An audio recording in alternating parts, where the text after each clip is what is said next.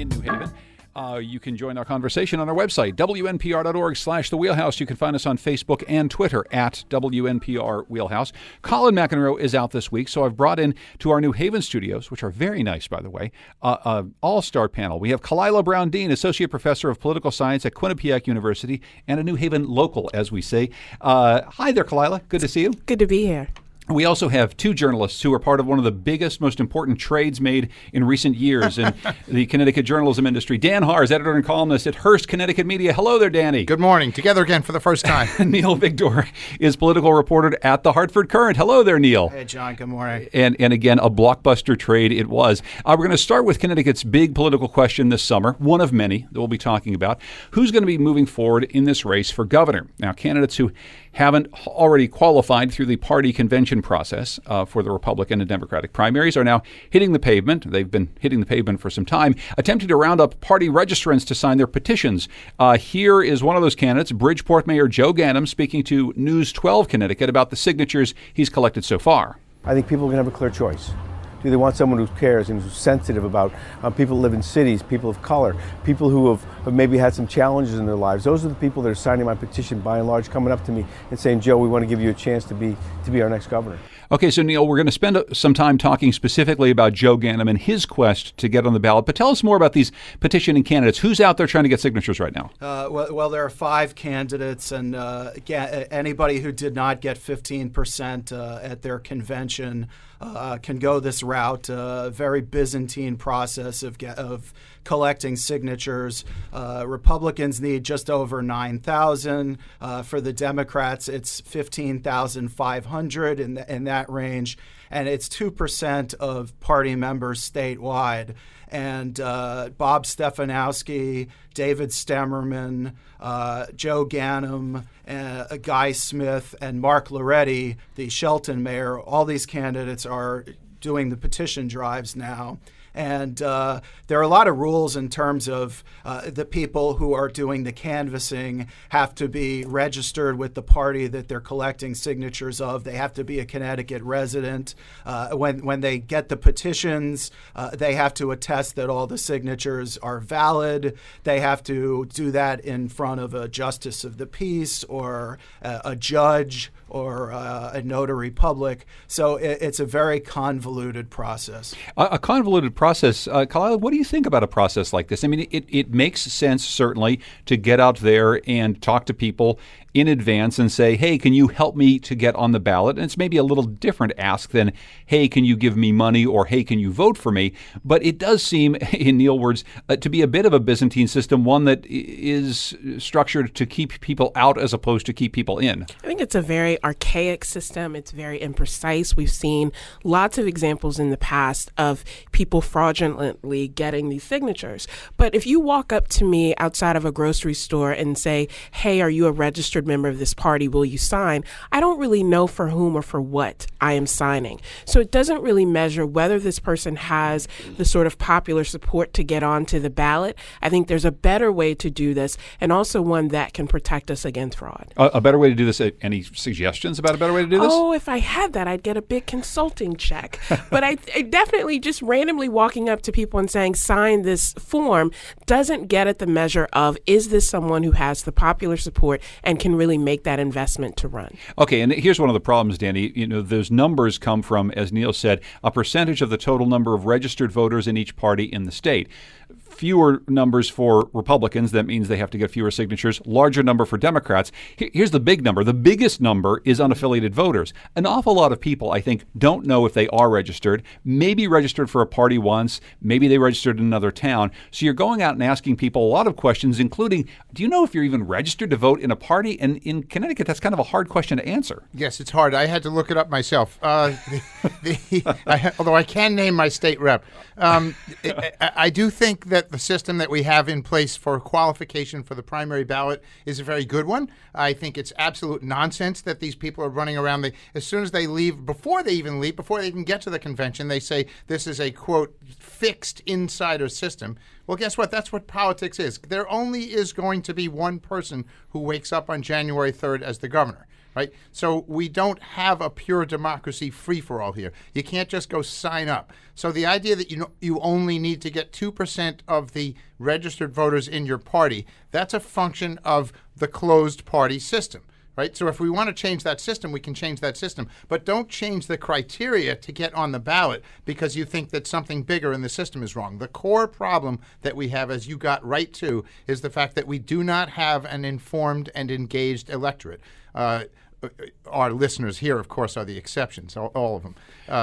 But that's the problem. And the problem is not access to the ballot. But I actually want to go back on that. It's not that necessarily people aren't informed or engaged, although that is certainly a problem in America writ large.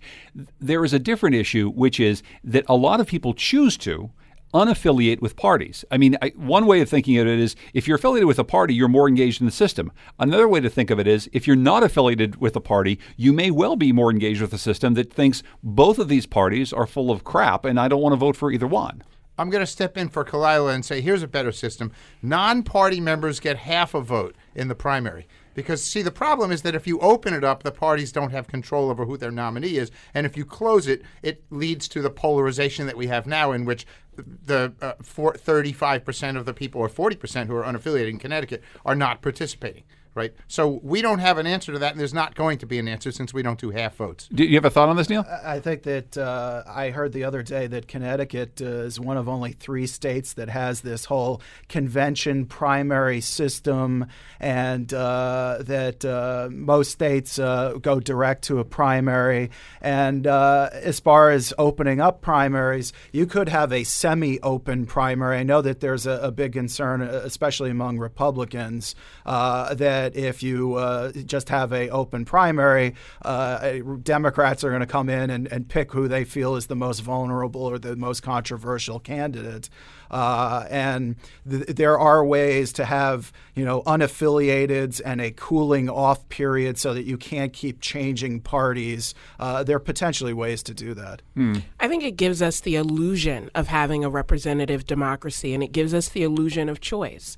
And so people don't participate because they know that in many ways the choices have already been constrained for them by having this convention in advance, by not giving people the opportunity. If you can't push through and raise the money that you need to even have a credible run at the convention, then you don't have a real shot. So instead of just, pointing out voters, I think we need to change the structure and the players at the top. Danny's shaking his head. Yeah, let me very get this quickly. Go straight. ahead. Let me get this straight. We have a populist president who was elected because he was able to trick his party, and he was able to go directly to the voters. And we think that there's not enough representative democracy? I don't think so. I think the system is set up very well to filter the people who should be leaders. And Steve Obsitnik on the Republican side is a very good example of someone who, when they present a very good, strong, solid argument that's cogent, they can get into the system. It's not fixed. It's called the filter that says who should be our leaders. There's nothing wrong with the system. There's something wrong with the electorate. A quick rebuttal. I strongly disagree. I think the greatest filter we have is money and the ability to raise money to be viewed as credible. Having a lot of money, having a large coffer does not make you more qualified than anyone else. Okay, I just want to move on. I mean, we just talked about people with a lot of money. Can we just go through some of these petitioning candidates? So we got the Stefanowski, we got the Stemmerman, we got Guy Smith, Joe Ganim, a very different sort of candidate, which I want to spend more time on. Any sense, Neil, that any of these people are going to have a hard time, an easy time getting to these numbers and what you're seeing from these candidates who are petitioning? Well, John, there's not a lot of history of success when it comes to petitioning onto the primary ballot. The only person who was able to do it was Peter Schiff in 2010 for the U.S. Senate, and his campaign manager at the time was J.R. Romano, now the state party chairman for the Republicans. Schiff, of course, lost in the primary to Linda McMahon. I think that candidates are learning the lessons of the past and started off the petition drive earlier this time. I think the first day that the signature papers were available was maybe May 1st. And so as soon as they became available, you saw candidates and their representatives getting the sheets to get out there and sign people up. There are anecdotes of 4 years ago when Mark Loretti was trying to petition petition his way onto the ballot in the lieutenant governor contest to join Mark Boughton as his running mate, that he didn't decide until after the convention that he was going to try to petition. And so you're really scrambling, and you have like 2 weeks to get all these names unless you start right away. Okay, and one of the people starting right away is Joe Ganim. Of course, he's the mayor of Bridgeport, running for governor. He can't be part of the normal, as we say, processes, the Citizens Election Program. He didn't attend the Democratic Party convention because of his past. Well, part of his past, I think, Dan, might be putting him in a slightly better position when it comes to walking door to door,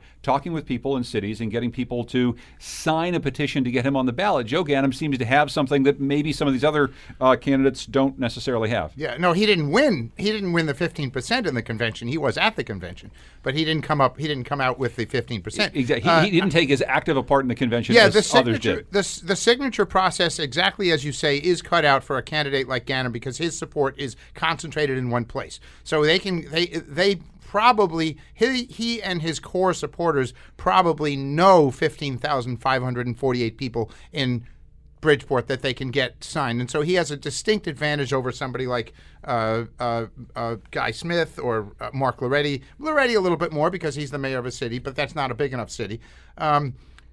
Where you're really spread out and you have to just go pay canvassers to go out, I think that's an interesting labor proposition. But you're absolutely right. Ganim will get the signatures, and most of them will be in Bridgeport. I wonder whether there should be a rule that says you have to have signatures no more than half from one municipality. That would hurt him. Yeah, we're making new rules already. We're trying to redesign the system, Kalila. I'm trying to make it more closed, and Kalila's trying to make it more open. That's what's happening. We saw a number of stories, including from our friend Mark Pazniokis this week, who were out there with Joe Ganim trying to collect signatures.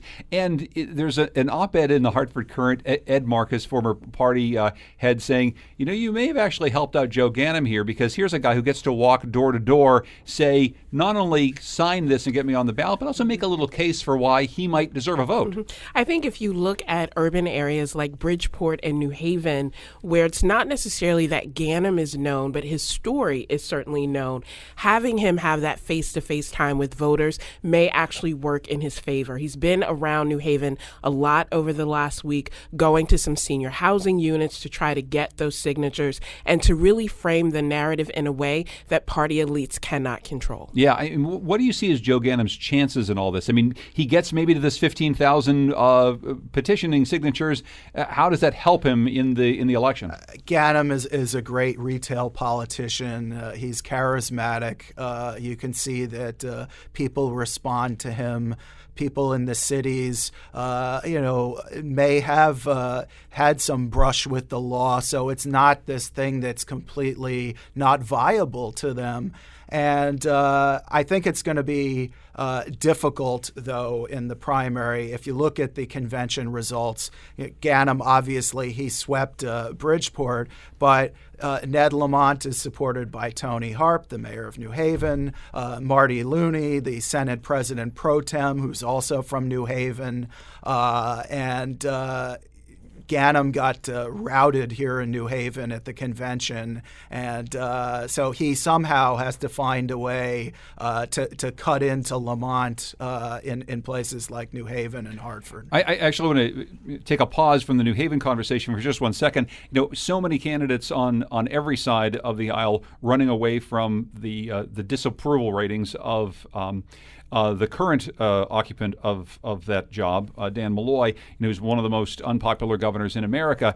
But here's one thing that Joe Ganim actually gets to run on that's part of Malloy's legacy. He has said, we want to have a second chance society, and Joe Ganim has said, I want a second chance. And I think that that's not a terrible message to be taking to an awful lot of people who want to hear that message. Yeah, the question is how you define the word mistake. Someone who robs a convenience store and that is a felony, and commits that felony and maybe serves time or certainly a long probation at the very least for that, has committed a mistake. Now, and I'm not saying that what Joe Ganim did, essentially shaking down hundreds of people who did business with the city over a period of 8 years is not a mistake. But you have to really look closely and say, at what point does something become a mistake that you look back on and say, I was wrong? And at what point does it really get to the nature and character of this person's leadership? There's no question that he is a very good day-to-day mayor. He's good at getting things done in the city of Bridgeport. The broader question is, what is that mistake? Yeah, and he is very good at talking door to door with people about this, as we've seen. I guess I just wonder, Kalila, if that actually is something that bodes well for him beyond his ability to get signatures. I think some people feel somewhat of a sense of resentment because Ganim can talk about having a second chance, but many of the people who have been trapped in the criminal justice system in this state didn't feel like they had a credible first chance. So the idea that you can go out, redeem yourself by getting a really great job and still having a law practice, there are people in our cities who are saying we can't even get hired in the service industry because of that stain. So I think he has to play that card very carefully and very strategically so that he doesn't isolate people as opposed to bringing them in the fold. What do you see, Kalila, as the real key issues in the city of New Haven, which is going to be so important coming up in this primary election and also in the general election? The things that people in New Haven really care about, that whether it's a Joe Ganim trying to get his name on the ballot or a Ned Lamont trying to make his case, that people here really want to hear. I think the big push has to be around economic development, about bringing cities to the area that are accessible to people. Of course, we'll talk about schools in another segment, but also affordable housing is increasingly becoming an issue, and whether people can afford to stay in the cities and actually make a good living here. How about you, Neil? I mean, are there things that are really resonating here with people on the shoreline that people need to be hearing from these candidates? Well, I think transportation, Tweed Airport expansion. I think the runway's just a little bit over a mile, and if they can add 800 to 900 feet on the runway, then you can open up expansion in terms of bringing Southwest and JetBlue here. And right now, I think Philadelphia is really the only destination that you can get to out of Tweed, and it's really not it's an untenable situation that people in New Haven either have to trek up to Bradley or go to New York to get a flight. It is also, Dan, smack dab in the middle of a neighborhood. This is not a normal airport location. It's not a normal location, in part because to get to the airport building, you have to go through what I would say is a pure residential street. It's not even like a through street. It's a pure residential street. And the idea that Tim Larson, who is a state senator from East Hartford, but also the head of the group that runs the airport, he's not the airport manager, but he's the head of the commission that runs the airport.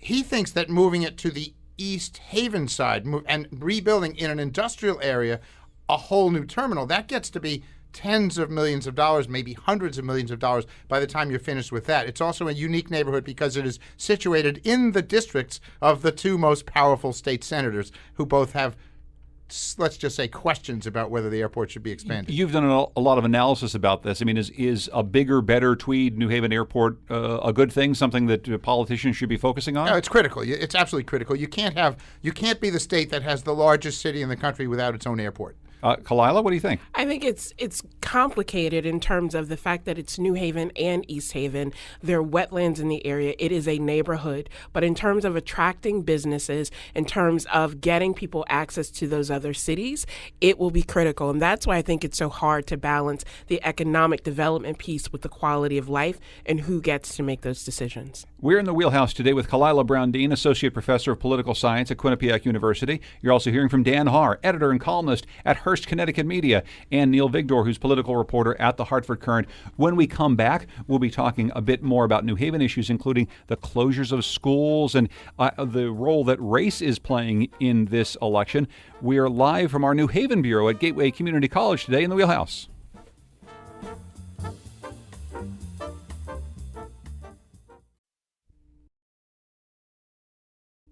This is The Wheelhouse. I'm John Dankosky, and we're live today from our New Haven bureau at Gateway Community College right here in downtown New Haven. You can join our conversation on our website, wnpr.org/thewheelhouse. You can also find us on Facebook and Twitter at WNPR Wheelhouse. Colin McEnroe is in Rome this week, which sounds awful nice, but I am happy to be here instead with Kalila Brown-Dean, Associate Professor of Political Science at Quinnipiac University, Dan Haar, Editor and Columnist at Hearst, Connecticut Media, and Neil Vigdor, Political Reporter at the Hartford Courant. We're going to continue our conversation on Connecticut elections, but hone in on the way that the candidates' race, gender, and age are factoring into statewide races, perhaps like never before. A lot of Democrats had hoped that Ned Lamont would pick someone of color to be his running mate. When he didn't, it reignited calls for a more diverse ticket.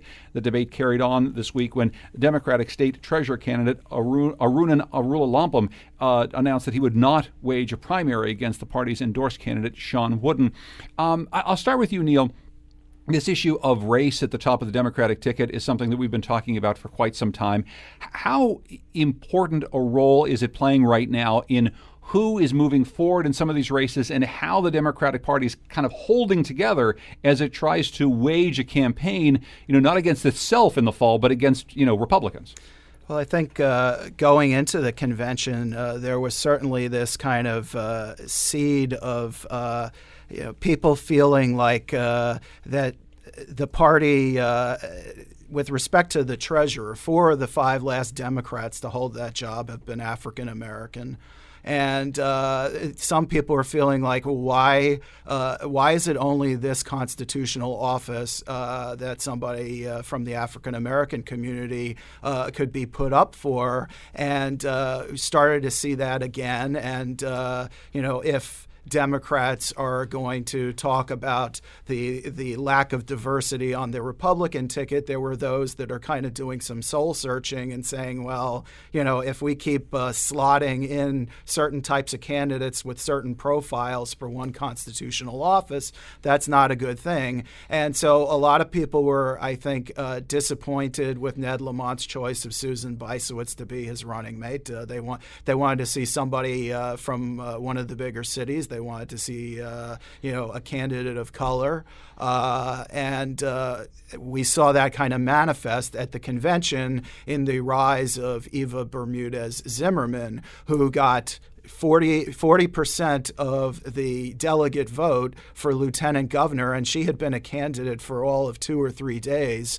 And that, I think, would be a troubling sign for Susan Bisowitz looking down the road to an August primary. So, Kalila, there's so much to pull apart here. I mean, one of it has to do with this traditional role, right, that the treasurer's office plays in the Democratic Party and in the state.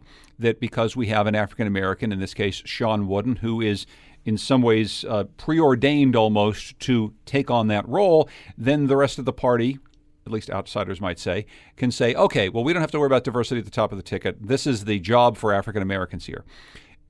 It feels cynical, and it feels like not the right way to handle diversity. That said, it does provide diversity. Sean Wooden is someone who's very capable of doing that job, by all accounts, it seems, who's also running against a couple other people of color for that job. In that specific instance, Kalila, is the Democratic Party looking at this the wrong way, or is there something different that they need to think about when they think about how we balance out diversity on a ticket? I think the problem is that Democrats have not defined diversity in the fullness that exists within this state or within this country.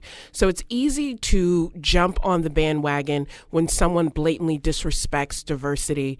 Hey, Roseanne, Hi, maybe Roseanne. you're listening because you're out of right work now. today. Yes. Or when people criminalize it in She'll be the situation. tweeting soon. I'm Yes. sure. I'm okay if she's not on Ambien this morning.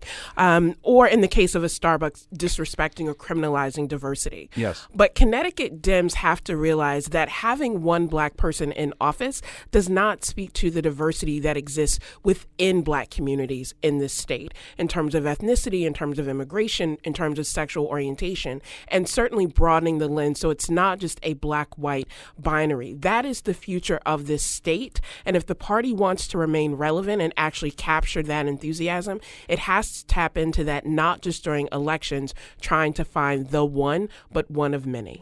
Dan, your thought on this? Well, to get to an organic situation, the so-called post-racial politics or post-racial society that some people were falsely saying. Good luck with that. Yeah, so that some people were. Oh, the Kalila's. to get to that point, I think is so. I guess we could say a goal and eliminating things like a tract. Check back in 300 years. Yes, yes, exactly. Eliminating things like a tract position. I do think it's unpalatable, the fact that, and by the way, it's not only an African-American nominee for treasurer since 1962 in the Democratic Party, but one from Hartford. Or Hartford, Bloomfield, Windsor, geographic diversity. Right, check. right. Just check it. You check it off. But so how do you make the system work organically at a time when we can debate it, and we did debate it in the last segment, a relatively open system. Arunan was able to come in and do very well by starting a year and a quarter ago at the start of 2017 working delegates. And so as a very young person, he was able to come in and make an impact, not because he was of any race, creed, color, or geographic location, because he did a lot of work. Right. And so in a system in which people can come in and upset the status quo, I get that there are people who think that we can't do that enough, but certainly to a degree, it's very hard to also have a sort of organic racial goal or racial diversity without saying this is going to be this position and this is going to be that position. I think that is part of the problem, is that you have two ideals clashing. Well, and let me enter in another ideal, Kalila, that I wanted to bring up. I raised this on last week's Wheelhouse, but I'd really love your take on this as well. So on the other side of this, you have an increasing number of women who are getting into the political process this time around, all across America. And I'll give you a couple of different candidates. Susan Bysowitz, for one, Mary Glassman, who is running for the 5th Congressional District, on the other. Here are two Democratic women who've been part of party politics for quite some time. Mary Glassman's run for a number of statewide offices. Susan Bysowitz has run for, I think, every statewide office that there is, and a few others that I didn't even know about. Now, both of them are in ways being criticized because they are representative of an old guard, and they are white, and there are younger, diverse candidates, African Americans or people from Puerto Rico, who are coming up behind them, who are gaining a lot of traction and maybe are a different sort of face of the party. That said, if you're also looking for the type of diversity that has more female candidates trying to get into positions of power, it does set up this unusual dynamic in which a Mary Glassman or Susan Bysowitz, people who've worked pretty hard to be where they are set up as, I don't know, the bad guy in a situation where somebody else is seen as the right type of candidate for the Democratic Party. Clearly, I'm dancing around this because this is all very hard to talk about. We've done this for quite some time, Kalila, you and I. But, I mean, what do you think about this idea? I think if we look nationally within the Connecticut context, this is a time when identity can be used as both a credential and a source of critique. So that it's not punishing Bysowitz to say, because you are a white woman, then people aren't excited about your candidacy. But it is about recognizing that there's a difference between being a Democrat and being progressive, about creating a pipeline instead of tapping into the existing one. To think about, a week ago, Georgia Democrats nominated Stacey Abrams as their candidate to run for governor. No one thinks that because she is now the candidate, that means that the old guard racism of Georgia goes away. But it's about the party saying, we want something different, and we are listening to what voters on the ground are saying. I'm not convinced that happened here in Connecticut, whether it's because party elite said what's going to give us the best chance at winning versus what's going to give us the best chance of creating a more cohesive party. Well, what's interesting, too, is a lot of people in the national media who don't follow Georgia politics very closely were saying, she's an outsider. Well, no, she's really an insider in Georgia party politics. Mm-hmm. She's an insider in terms of Georgia politics. She has the pedigree of most politicians who go to that level. She's degrees from Yale and other esteemed colleges like Spelman. But it does mean that when she comes out to say that my debt should not prevent me, back to the money issue, Danny, that my debt should not prevent me from representing the people of Georgia, a lot of people can connect to that. So let's not just talk about race, let's talk about class diversity as well. And talk about age as well. I mean, Erin Stewart, the 31-year-old Republican mayor of New Britain, who's part of this race for the GOP nomination to be lieutenant governor, she's trying to get to be a part of this. At that party's convention, she certainly was saying, Neil, maybe not the best look for the Republican Party to have some old white guys as the top of the ticket. Sure. Joe Markley, the very conservative state senator from Southington, he got the endorsement at the GOP convention for lieutenant governor. And immediately after the voting, Erin Stewart was quoted as saying, having him and Mark Boughton, who is white, who's the mayor of Danbury, at the top of the ticket, that's not a good look for Republicans. Not a good look for Republicans, Dan. Is it to play out the same way on the Republican side, perhaps around these issues of age, of gender? Both parties have a problem in the lieutenant governor position with the endorsed candidates.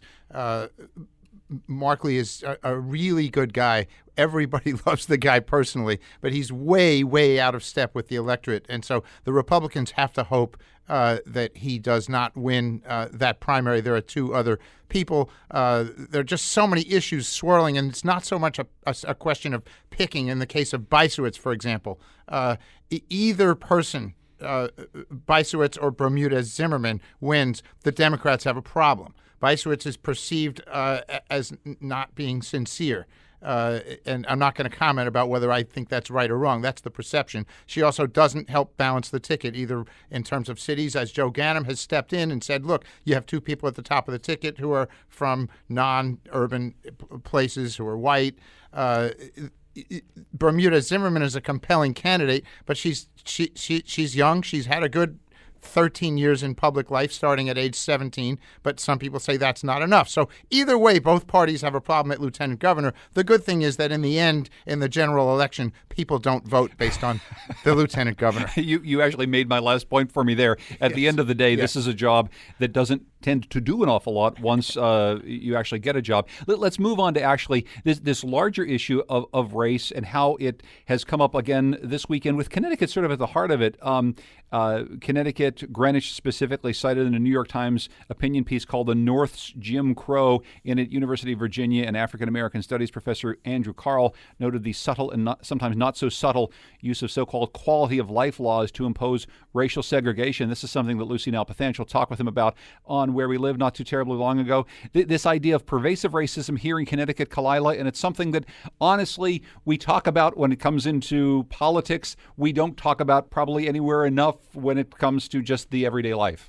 So as someone who grew up in Virginia, it's interesting to hear people talk about the North and Connecticut. And for me, in many ways, this has felt more like up South than North. There is a certain politeness to how people express their views. There is not the same kind of language choice that we may hear in the South, but it's very apparent that there are certain places where people feel unwelcomed or there is a hostility to their very existence. When I first moved here, we showed up at a home that we were looking to rent, and the homeowner immediately said, "I think you're in the wrong place. We don't accept Section 8 vouchers in this neighborhood." And I, thought, wait a minute, I'm a college professor. I was recruited to move here. But just pause, and let's just pause on that for a second and just think about that. That's something that actually got said to you as you're trying to buy a home here in the state of Connecticut. Now, again, you grew up in Virginia. You didn't just grow up in Virginia. You grew up in a town called Lynchburg.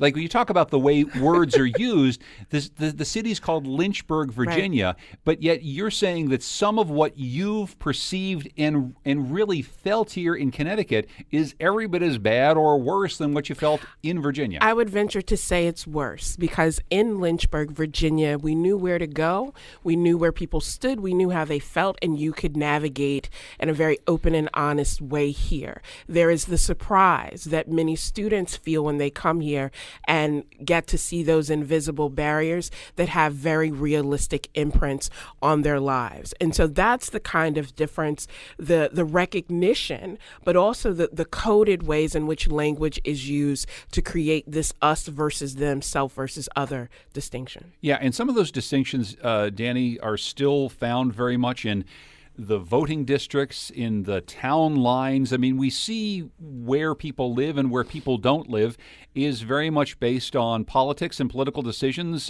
decisions that have been in place for many, many, many decades. And these are things that, again, come up when we start to talk about politics, but they're there for people every single day of every single year. Yeah, to me as a white male living in West Hartford, it's subtle, but it is possible to see it. I live in a part of the town in West Hartford, north of a certain street where, oddly, it's actually one specific street. And south of it, you do find black and Hispanic families, and north of it, you don't.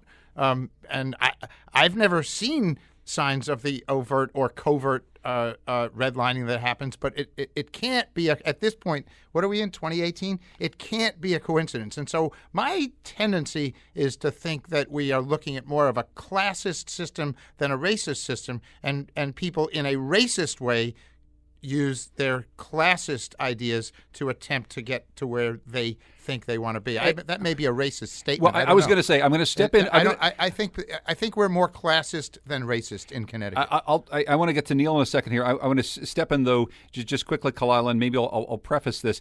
My sense is that probably what you hear an awful lot when white men, like the three of us, start to talk about something like this is a sense that it's classist and not all about race, but indeed the racial element is the thing that's actually at the front. The race part of it is the most important, or at least as important as the class part of it. I think they are deeply interconnected, and I don't think you can separate them out.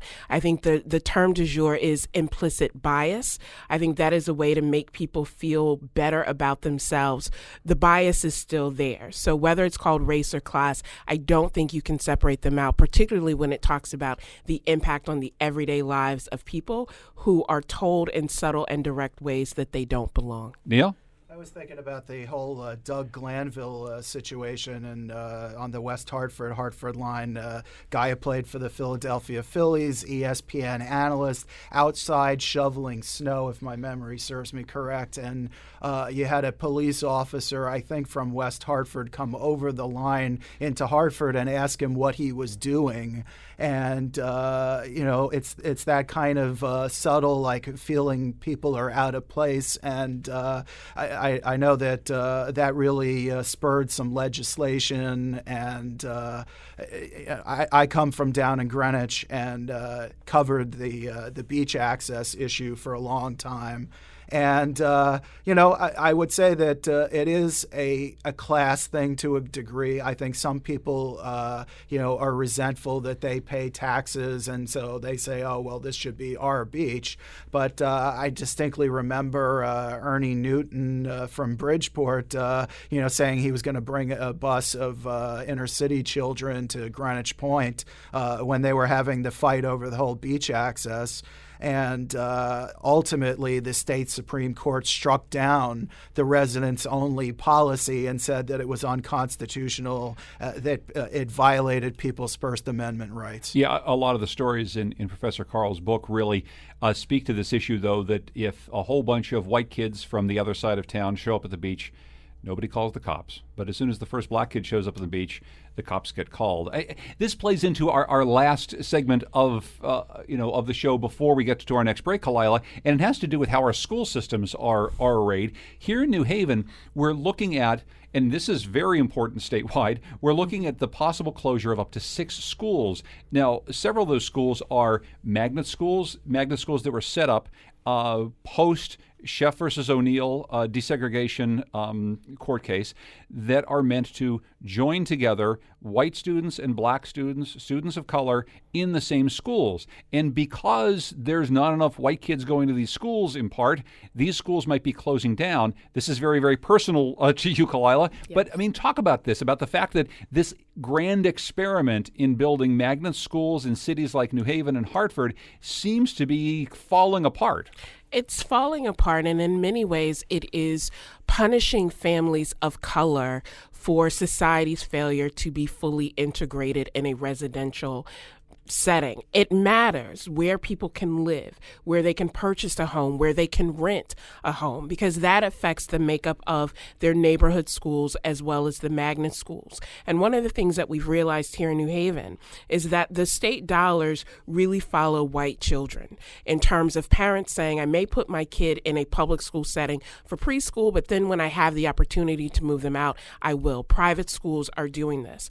My fear here is that instead of just focusing on the schools that may be closed or consolidated, it's time for a broader conversation about what our communities look like now as opposed to when Sheff was decided, as opposed to when Brown v. Board was decided. To look now 60 years later, and our schools in many ways are more segregated than they were before. That's a cause for alarm, not because black children need white children beside them to be successful, but because all of our children need to be educated in environments that look like like our country. I agree with that 100%. It's also the fact that the consent order that followed Chef never intended magnet schools to be the percent of the solution that they have become. And we're too heavily dependent on this system. Some work and some don't work. There's a certain number of people who are going to come in regionally and want to go to regional schools, whether they're black or white. And that's a limited amount, and that's part of the problem. We're going to take a break. When we come back, we're going to talk about something we always get to talk about here, but it's still very important to Connecticut politics. Yeah, how are the casinos going? Yes, more casinos coming to Connecticut. We'll see with Dan Haar, who's an editor and columnist at Hearst Connecticut Media, with Kalila Brown-Dean, associate professor of political science at Quinnipiac University, and Neil Vigdor, who's political reporter at the Hartford Courant. I'm John Dankosky. This is The Wheelhouse.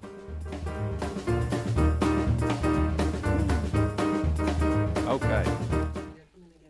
This is The Wheelhouse. I'm John Dankosky. Today we're live from the New Haven Bureau at Gateway Community College. Beautiful facility here at Gateway. You can join our conversation on our website, wnpr.org/The Wheelhouse.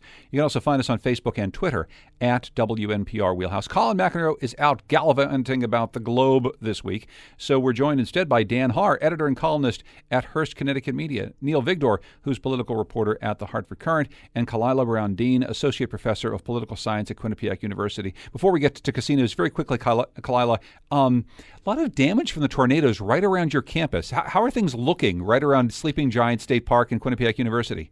Sleeping Giant, it's I can't even put into words the devastation that is there. It looks like something out of a movie. So we jokingly said it looks like Thanos left Avengers and swept through the park because of the destruction that is there.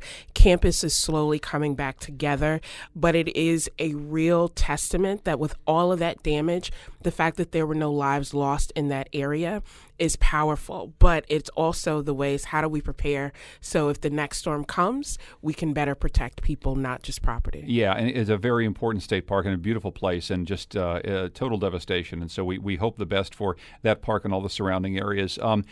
Well, another wrinkle in the state's ongoing brouhaha about opening a casino off of tribal lands. Tribes want to move forward in East Windsor. Others, including labor unions here in New Haven, want a casino in Bridgeport. There's a new development, though. MGM is purchasing Empire City Casino in Yonkers, New York. I don't know, Dan Haar, does that make a Bridgeport casino a little bit less likely? I think it makes it a little bit less likely politically because it gives an argument to the opponents, as we saw yesterday, a couple of them, although the tribe stayed silent on it.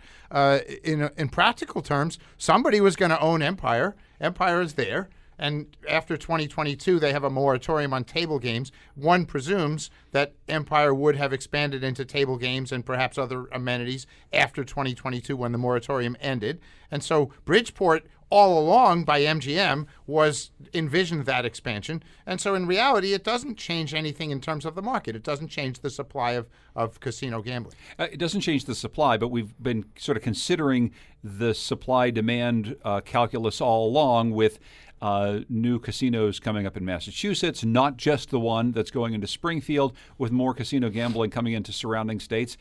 Dan, you've looked at this for a long time. Is there the market for all the gaming, I'll say gambling operations that are happening around this region? I may be the single worst person to ask because I thought we had the saturation point 10 years ago, and apparently not. MGM is betting and said yesterday in my column that we're not even close to the saturation point. The bottom line is that there aren't a lot of people looking to invest $675 million in Bridgeport. MGM does have a tradition of competing against itself. They have 9 casinos in Las Vegas, 9. Right, so they're very comfortable having clusters rather than saying we're not going to compete against ourselves. And as long as they're willing to invest the money, it's not state money. I don't see a reason not to go ahead with it. So you say they're betting on this. So I assume what the House take is usually about 60%. So it's about 60% odds that they'll be right on this. By the way, in New York, it's 60% goes to the state. I think maybe we should tighten the screws a little bit. We should tighten the screws a little bit. I mean, where are the politics on all this right now, Neil, between this MGM casino, the possibilities for Bridgeport, what's actually happening in Springfield, and some of the back and forth that's happening above the border in Massachusetts about the Wynn Casino maybe having some interest from some outside bidders? I mean, where are the politics in all this? I mean, I think that the Mashantuckets and the Mohegans are definitely feeling threatened. Up in Springfield, Mass, MGM wants to make last call at 4 a.m. If you This live is last call for drinks. yes. And so if you live in Tolland or up that way, where are you going to go? Are you going to go to Mohegan, or are you going to go up to Springfield? I think that the emergence of sports betting that is a huge revenue stream that can perhaps offset some of these losses. I also think that a lot of people, when they go to casinos, aren't just going to gamble. It's a whole entertainment experience. They're going for the restaurants. Drink till 4 a.m. They are Only if going you're betting. for Only if you're betting. concerts. I think that it's not just about table games and slots anymore. It's the whole casino experience. The whole casino experience, which is going to include in some way moving forward, Kalila, sports betting. We haven't quite figured out what that looks like in the state just yet. But I mean, I always love to talk to you about sports because you're a big sports fan. I love it. But one of the problems is that just like we maybe bet a little too much on casino gambling to bring in revenue that we need, we also bet an awful lot on sports in our society. And so now here are these two things coming right together. Well, I think it's interesting as a wrinkle to this whole have we reached the saturation point argument, because with the easy accessibility of online gaming and online gambling coupled with this sports betting question, do we really need more slots, or do we really need a casino to facilitate that? You have places like New Haven that are now considering creating entertainment districts.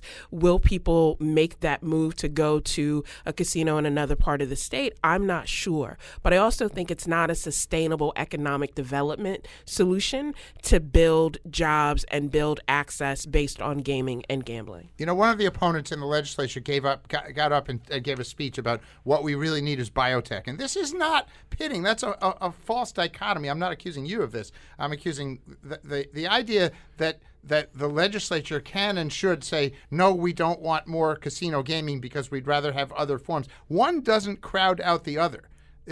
I have yet to see somebody turned away at the Bridgeport city line, and Mayor Ganem is very good at welcoming in people who want to spend money in Bridgeport because they want to invest in something else. So here's what we got. Do we want this or do we want nothing? That's the choice. But when you're building a casino, especially a downtown casino, you're basically saying, I want to use our scarce physical resources to do this versus that. If you have a casino downtown, you build up a certain amount of infrastructure. Other types of businesses come up around it. If you build a biotech hub, different sorts of businesses come up around it. I mean, that's reality, and there's a finite amount of real estate. Yeah, this is like Tweed Airport. The real problem at Tweed Airport is if we build 1,000 more feet of runway, will the airlines show up? It's the same thing with if we build a biotech hub, you still don't fill the buildings. I haven't seen a big rush in the last 50 years of development in Bridgeport Harbor. Okay, last story for you, Neil. We were talking about staying up till 4 a.m., maybe drinking at the casino while you bet. An issue that is near and dear to a lot of people on the Shoreline's hearts are the bar cars coming back on Metro North. So it's official. They have been tabled. They were going to bring back 10 of the bar cars on the New Haven line. And there's a certain kind of Mad Men nostalgia to the bar car and having your Tanqueray and tonic as you head to Row 8 and out of Grand Central. And I think that, the people who are commuters who take Metro North every day to the city, kind of look at it as, well, my monthly commutation is going up.